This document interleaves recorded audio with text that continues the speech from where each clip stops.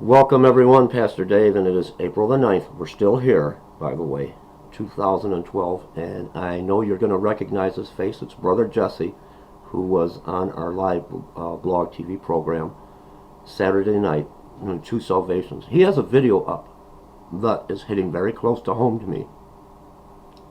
It's tugging at my heartstrings. I'm going to put the link to his video below where it says show me more, above the comment section. And the title is We Will Not Bow Down, Feeding the Homeless, Banned in Major Cities Across the USA. He has this article as well, and I'm going to put the video and the article below. And I want you to take a moment, and I want you to listen to me. Bride, I want you to listen to me. Feeding the homeless banned in major cities all over America. And you know, if you know me, and you know my ministry, this is what my ministry is all about. Taking care of those that are hopeless, have nowhere to go, and no food. And you know my story.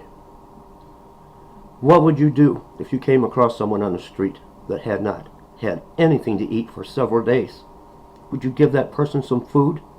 Well, the next time you get that impulse, you might want to check if it is legal to feed the homeless where you live. Sadly, feeding the homeless has been banned in major cities all over America. Other cities that have not banned it outright have put so many requirements on those that want to feed the homeless, acquiring expensive permits, taking food preparation courses, etc., that feeding the homeless has become out of reach for most average people. Some cities are doing these things because they are concerned about the health risk of the food being distributed by ordinary do-gooders. Other cities are passing these laws because they do not want homeless people congregating in city centers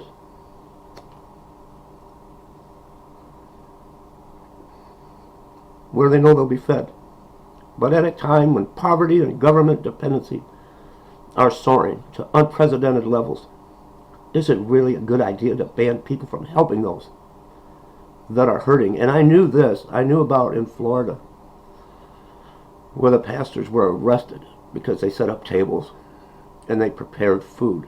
That's why I go out and I'll go to the dollar menu at McDonald's and I'll buy as much as I can from the dollar menu. It's already been prepared.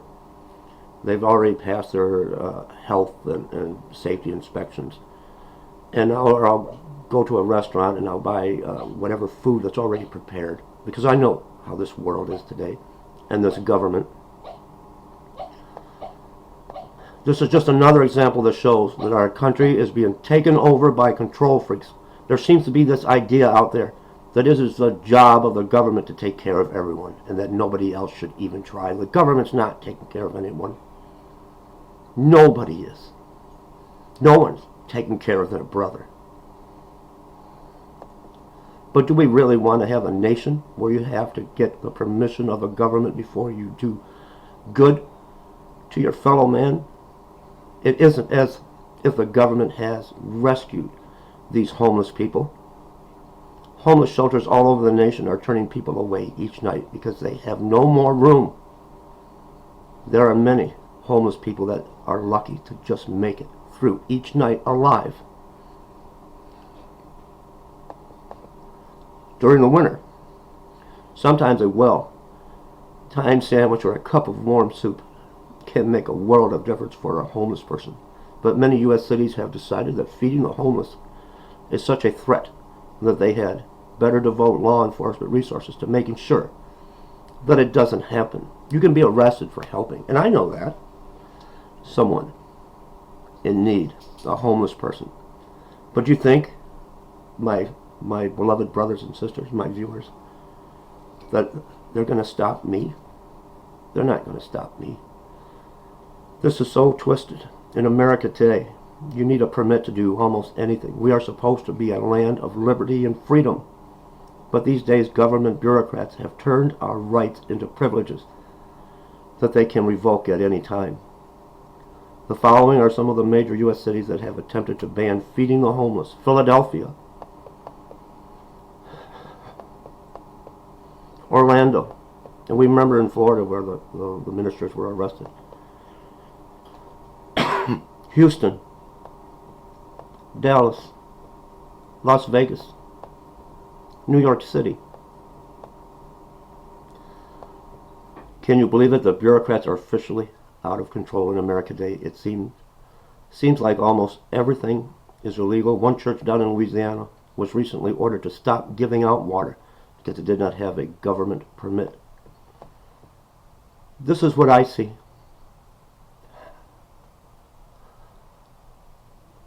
Beloved, when I work my inner city ministry on the weekends, this is what I see. Just last Saturday, I was with my wife, and we found a person that everything they owned was in a shopping basket like this. Everything. They weren't a drug addict. They weren't waiting for their next fix, asking for money. It was a woman. She didn't want alcohol. She didn't want drugs. Her home was a bus stop. We got her some Wendy's. But she sat in that bus stop along with other homeless people.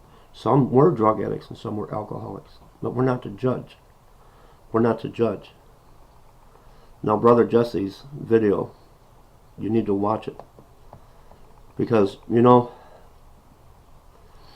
I'm very discouraged with YouTube and my ministry. You know, I get attacked when I do a video or a service on the Sabbath. And I ask for, to pray first for a love offering to help these people. Nobody really seems to care. Very few. Very few. Very few. We're all looking up. We're watching one world event after the other. We're watching Bible prophecy unfold. And we're looking up for Yeshua to break the sky and take us home. We have to look in our own backyard. We have to look at those in need. And believe me, I was there. I had everything. I had everything. I had fancy cars. When I met my wife, I'm telling you the truth, I thought I would impress her when we started dating, so I went out and I paid cash for a brand new convertible Camaro. Then I found out she was a country girl. And she didn't have a whole lot. My businesses were flourishing. I went out and bought her to impress her. Turned my back on God. I still worship God, but I put him on the back burner. I paid cash for a brand new Dodge Ram extended cab with a topper on it for her because she liked trucks in the country. And then to impress her again, I just gave my Camaro away. I paid cash for it, gave it away, and I bought myself a big, with a lift kit on it, a black, brand new Dodge Ram truck that had the windows tinted black. I had everything. And I lost it. I lost it to the point I was homeless. I was these people. I had nowhere to go. God pruned me for this ministry. He's my father, and he had to discipline me. He had to take the rod to me to show me the errors of my ways. So when I went out with my ministry, I could help these people. I could. And the Bible says you have to give with a cheerful heart. How many give?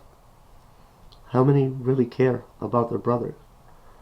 As we make our YouTube videos and we have one dream after another, and earthquakes are coming, and the East Coast and the West Coast is going to get wiped off the map, or something terrible is going to happen, and a stern word from the Lord is going to happen on the April the 8th.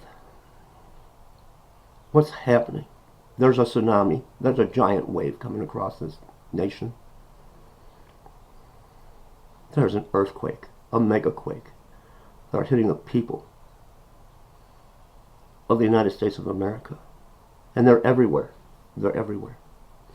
I'm going to tell you a story. True story. I'm not going to tell you the pastor's name.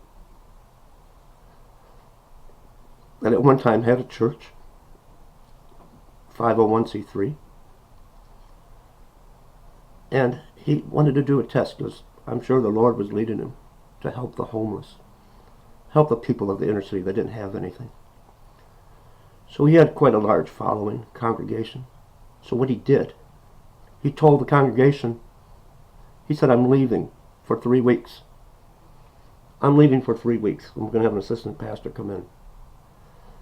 Instead of leaving, he went and he dressed up as a homeless person, just like this. Dressed up in disguise as a homeless person. And every Sunday for 3 weeks, he stood out in front of that church as one member of his congregation, all dressed up in their Sunday best, passed him by, snubbed him. We're going to call the police on him. Told him to get a job. Well, that went on for 3 weeks. A couple people helped this homeless person, which was really the pastor, but only a couple. But the rest shunned him. They wouldn't give him a penny. They wouldn't take him to lunch. They wouldn't give him a sandwich. The church was having a lunch after service. Never invited him in. And let me tell you, when that 3 weeks was up, when this pastor went before his congregation, it was a Sunday of repentance, because he let the congregation have it. They're not going to stop me at all. I know when I go out, I've got to have my minister license to show that I am a real ordained licensed minister, and I know I've got to go buy food that's already prepared, McDonald's off the dollar menu. From a restaurant, I can't cook a meal at home. I can't, because I can get in trouble for that. I knew this was coming. I remember my wife, the first time I took her out, and she was in tears, because she never seen the city of Detroit, living more north in Walled Lake, Michigan at the time. So I took her to the worst part of Detroit, Michigan, the heart of the homeless people. And she raced her car around her truck that I had bought her, and we went to McDonald's and we fed as many as we could feed, and she was in tears. Who have you helped today? I take a lot of heat. My wife told me,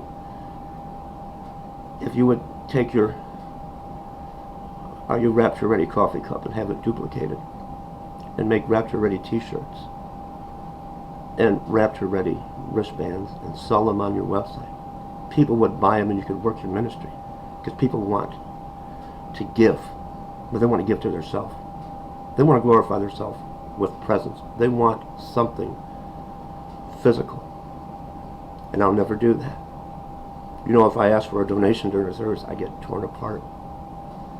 If I ask for an offering, I'm very, very disappointed in the world today. They won't stop me. They won't stop Brother Jesse. Brother Jesse said if someone's thirsty, he doesn't care. He's going to give them some water to drink. All I got to say, my fellow viewers, I said, was it 2 weeks ago, that weekend I didn't even work my ministry. I slept the entire weekend. I was in tears the entire weekend. Nothing came into my ministry. I was depressed Saturday and Sunday because I stayed home.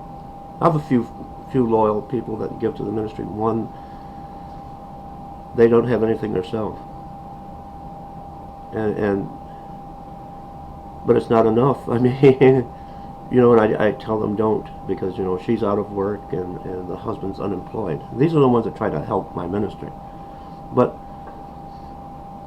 wake up, people. Wake up, church. Wake up, bride.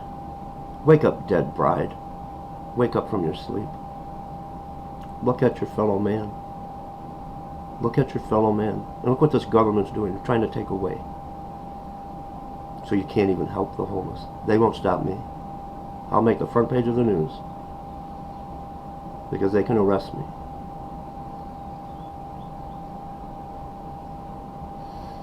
I don't know. My ministry is dependent on you, the viewer. I left that church